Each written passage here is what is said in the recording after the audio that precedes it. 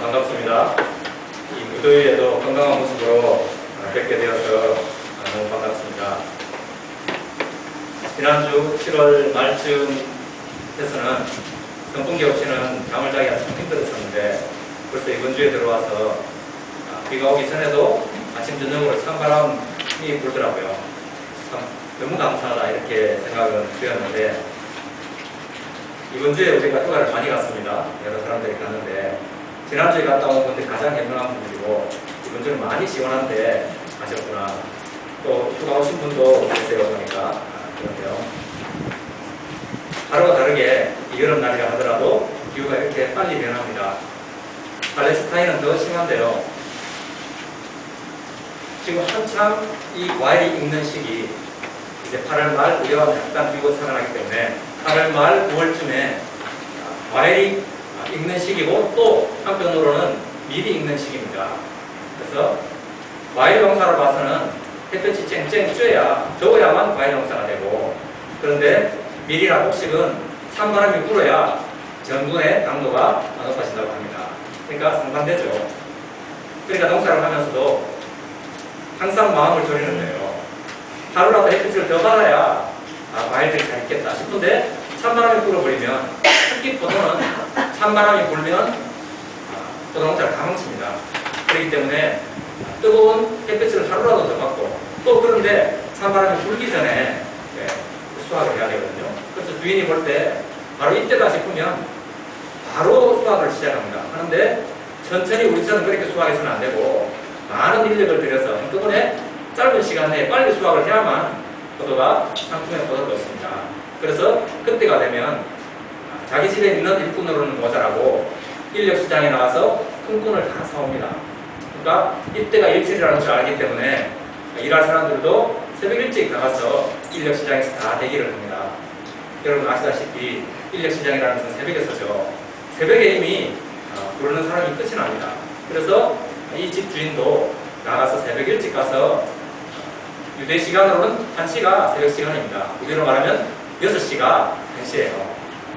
그렇게 가서 이제 사람들을 불러옵니다.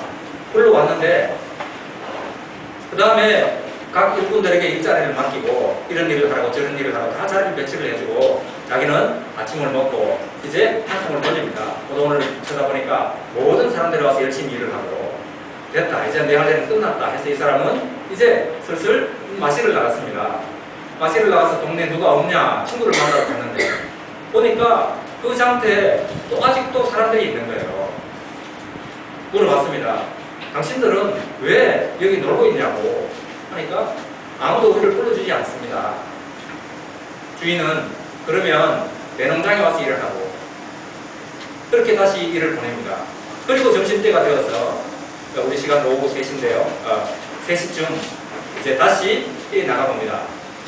우리 시간과 유대 시간을 플러스 6을 하면 됩니다. 9시에 또 나갔더니 그랬습니다.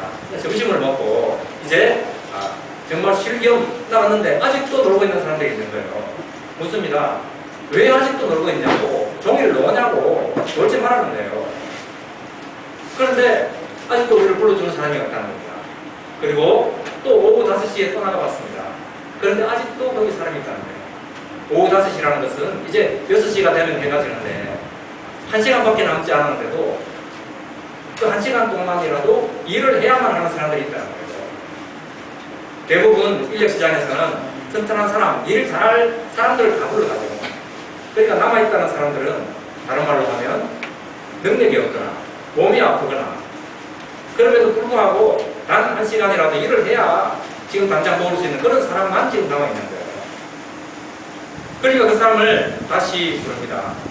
단 1시간이라도 일해야 되겠다는 사람에게 내가 상당하게 주겠다.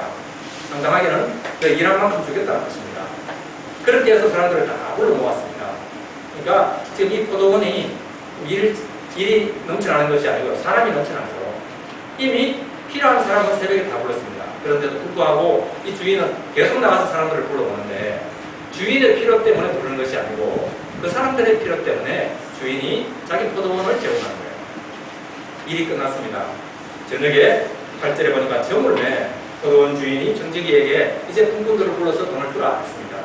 저물매. 유대인들은 해가 지면 출돈을 하셔야 된다. 우리 레위기서도 마찬가지고 레위기 19장, 신명기 24장 이런 데 보면 반드시 출돈은 저녁 지기 전에 다 주라는 거예요. 나는 지금 안 줘도 큰 문제가 없는지 모르지만 받는 사람 입장은 모르면 안 됩니다. 받는 사람은 지금 그걸 가지고 당장 배고픈 아이들 밥을 사줘야 될지, 혹시 병든 사람이 있으면 약을 사가야 될지 다 쓸모가 있는데 나는 대조롭게 생각해서는 안 된다. 그것이 율법이 가르치는 겁니다. 그래서 그 해질 때 각 사람을 불러서 다 돈을 주는데 늦게 온 사람부터 먼저 품삯을 지불했습니다. 한데 한 데나리온을 지불해요. 한 데나리온은 하루 일당입니다. 당시 로마 군인들도 하루에 한 데나리온을 받았습니다. 그러니까 적은 돈이 아니었어요. 이제 한 데나리온씩 주니까 11시에 온 사람도 한 데나리온을 주니까 먼저 온 사람이 갑자기 기분이 좋아진 겁니다. 1시간 일하고도 한 데나리온 주니까 나는 아마 10데나리온은 안 되고 적어도 2~3데나리온은 받겠다 이렇게 생각했습니다. 그런데 주인이 주는 것은 똑같이 한 데나리온을 주는 거예요. 그러자 일찍 온 사람들이 불평을 합니다. 주인을 원망하여 이르되 나중 온 이 사람들은 1시간밖에 일하지 않았는데 종일 수고하며 더위를 견딘 우리와 똑같이 합니까? 이렇게 이야기를 합니다. 주인은 그에게 이릅니다. 너는 너 돈이나 가지고 가라고. 너 나와 한 데나리온을 약속하지 않았냐고. 지금 그렇게 이야기를 합니다. 내가 선함으로 네가 그것을 악하게 보느냐, 악한 눈으로 보느냐 이 말입니다. 내 눈이 악하다는 뜻입니다. 문자 그대로 보면 내 눈이 정말 악하다. 지금 그것을 이야기합니다. 제 눈이 자꾸 여기 딴 데 가고 있거든요. 오랜만에 청렬이 와가지고 청렬이 발가락에 제 눈이 지금 났습니다. 청렴이는 너무 어제들해가지고 너무 멋있어요. 그런데 지금 주인이 볼 때 주인은 일찍 온 사람이 더 큰 은혜를 받았다는 거예요. 여러분 놀랍지 않습니까?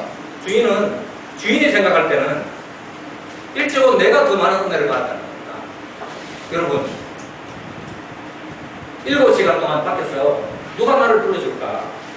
마음을 졸이면서 지금 일은 해야 당장 먹고 사는데 일을 해야만 하는데 아무도 안 불러주는 그 마음을 가지고 7시간 기다리는 사람과 기분 좋게 아침부터 나는 드디어 일자리를 구해서 하는 사람과 누가 마음이 편할까요?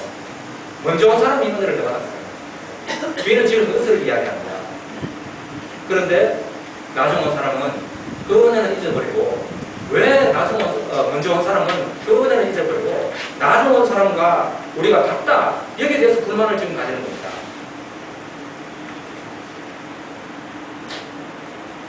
그래서 저는 이 비유가 굉장히 중요한 비유라고 생각하는데요. 천국은 포도원이다 이렇게 말하지 않았습니다. 물론 이 포도원은 천국을 상징하기도 하고 또 한편 교회를 상징합니다. 천국과 교회는 일찍 온 사람이든 늦게 온 사람이든 똑같은 대우를 받습니다. 만약 그렇지 못하다면 여러분 교회 다닐 필요가 없고요. 여러분 세상 조직에 나가야 됩니다. 세상에서는 먼저 온 사람이 반드시 자리값을 합니다. 먼저 온 특값을 합니다. 그런데 교회는 그렇지 않습니다. 교회는 먼저 온 사람이 은혜를 많이 받았기 때문에 먼저 온 사람이 더 많은 일을 해야 되고요. 더 섬겨야 됩니다. 그런데 오늘 이 포도원이 교회다 이렇게 말하지 않고요. 포도원은 마치 천국은 마치 이른 아침에 나간 집 주인과 같다 그랬습니다. 포도원이 천국이라고 말하지 않았어요. 무엇을 말합니까? 천국은 장소적인 개념이 아니라는 거예요. 천국은 바로 하나님 자체가 천국입니다. 그러니까 하나님의 마음을 이해하지 못하면 여러분 우리는 천국 가서도 하나님 곁에 가지 못할 거예요. 이 땅이라 하더라도 이 하나님의 은혜와 사랑을 체험하는 사람은 이 땅 어떤 상황이 있다 하더라도 이미 천국을 누리고 있는 거예요. 저는 그렇게 생각합니다. 천국에서 누가 제자들이 그렇게 조금 전까지부터 싸웠습니다. 누가 더 높은 자리에 갈까? 싸웠지만 예수는 아무 말씀하시지 않았어요. 그리고 이 비유가 나오는데 이 비유가 무엇입니까? 하나님의 마음을 가장 잘 이해한 사람이 하나님 곁에 갑니다. 천국에 만약 높은 자리가 있다면 여러분 하나님의 사랑과 은혜와 이 모든 하나님의 풍성한 모든 것을 체험한 사람들, 하나님의 거룩, 하나님의 그 놀라운 사랑, 긍휼 이런 것들을 체험하면서 살았던 사람, 그리고 그 그 삶을 살았던 사람이 천국 가면 가장 하나님 주변에 있습니다. 물론 천국은 장소적으로도 우리가 상상할 수 없는 영광스럽고 놀라운 아름다운 그런 장소적인 개념도 있습니다. 우리가 누릴 거예요. 그렇지만 누가 하나님 곁으로 가느냐 할 때는 아마 가장 하나님을 닮은 사람, 이 주인의 마음을 가장 잘 이해한 사람이라고 생각합니다. 저는 오늘 두 가지 정도를 말씀드리고자 합니다. 모든 그리스도인은 천국에 부름을 받은 사람입니다. 부름 받을 때는 우리 각각 다르게 부름 받습니다. 우리 중에 대학 교수님도 계시고 박사학위 가진 분들도 몇 사람이 있고요. 부름이 다 다르죠. 그런데 천국에서 평가는 그렇게 하지 않습니다. 내가 너를 누구로 불렀냐에 가지고 평가하지 않습니다. 어떻게 일했느냐를 가지고 따집니다.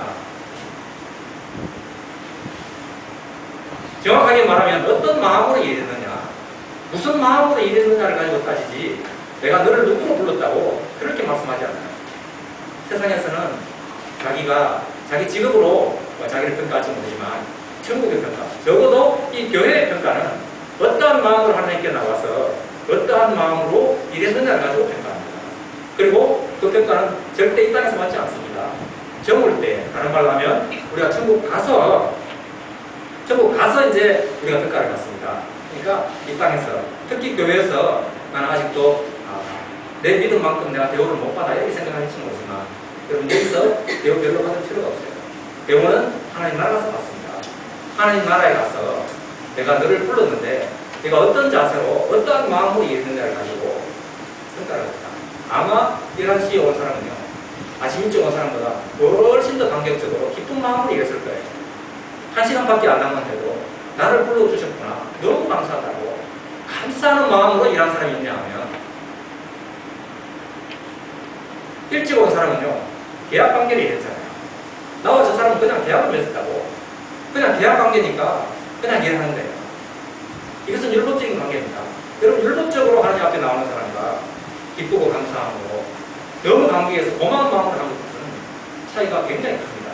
그러니까 무엇으로 우리가 평가를 받느냐, 하나님 마음을 얼마나 이해했느냐에 따라 다르다고 생각합니다. 두 번째, 천국은 바로 은혜 관계다. 계약 관계가 아니고요, 은혜 관계입니다.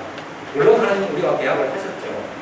그런데 계약 관계로 우리가 포도원에 들어갈 사람 아무도 없습니다. 하나님의 많은 계약들, 우리가 지난주에 예레미야서를 봤습니다. 예레미야서에 보니까 아주 예레미야서의 클라이막스는 새 언약을 맺습니다. 그게 하나님 말씀하셨어요. 너희가 처음에 나와 계약을 맺었는데 바로 출애굽을 하고 계약을 맺었다는 거예요. 그 계약은 돌에 썼어요. 돌에 쓴 계약이었습니다. 그런데 이제 새 언약은 어떻게 맺느냐 하면, 새 언약은 너희의 마음에 기록하리라. 여러분, 지금 이 시대는 하나님의 언약이 돌에 쓰이지 않습니다. 어쩌면 이 성경 책에 쓰인 이 언약도 정확한 언약이 아니에요. 진짜 언약은 어디에 씁니까? 우리의 마음판에 새깁니다. 하나님의 말씀, 하나님 자신이 인격적인 분이시기 때문에 우리의 마음에 그 말씀을 새길 때 그 말씀을 인격적으로 받아고 우리가 인격이 변하고, 그것이 진짜 언약을 맺은 백성이지, 옛날처럼 그냥 돌에 새겨진 아무 인격도 없는 그냥 객관적인 말씀으로 받아들여서는 안 된다. 정말 하나님의 부르심을 알면 하나님 너무 감사합니다. 이것이 모든 것이 은혜랍니다. 날마다 하나님의 사랑을 체험하고 그 사랑에 감사해서 주님 앞에 나오는 것, 이것이 중요합니다. 만약 이 일찍 온 사람들이 정말 주인의 마음을 알았다면 이렇게 말했을 거예요. 주인이여, 주인은 정말 훌륭한 사람입니다. 당신 같은 사람, 이 포도원에서 일하는 것이 영광입니다. 돈을 적게 주셔도 난 당신 집에서 일하고 싶습니다. 이렇게 말해야 됩니다. 그리고 우리를 일찍 불러주셔서 너무 고맙습니다. 한마디 더 하자면요, 우리 옆집에도 또 병든 친구가 있다고. 그런데 일은 해야 되는데 일할 힘이 없는 친구가 있습니다. 그 친구 내일 데려올까요? 이렇게 물어야 됩니다. 주인이 뭐라고 하겠어요? 당장 데려오라고 할 때요. 그럼 데리러 가야 되는 거예요. 그것이 미리 부름받은 사람의 책임이지, 나만 구원받고 나만 행복을 누리고 여러분 그렇게 해서는 안 됩니다. 대부분 늦게 부름받은 사람, 아픈 사람 될 겁니다. 힘이 없거나, 그럼에도 불구하고 집에는 병든 노모가 계시거나 반드시 이래야 할 절박한 사정이 있는 사람들인데 그 사람을 부르러 가야 하는 게 이 일찍 온 사람들의 책임이라고 생각합니다. 우리 다 일찍 부름을 받은 사람들이에요. 저는 우리 교회가 그래도 먼저 온 사람, 늦게 온 사람 아무 구분 없이 이렇게 지내는 거 너무 감사하게 생각합니다. 그런데 먼저 왔으면 많은 은혜를 받았기 때문에 더더욱 섬겨야 되고요. 주인의 마음을 알아서 옆에 혹시 주인이 찾아보기 전에 내 옆에 그런 사람이 없는지 찾아보는 우리가 되어야 될 줄로 믿습니다. 오늘 이 본문은 앞뒤로 같은 말씀이 반복되는데요.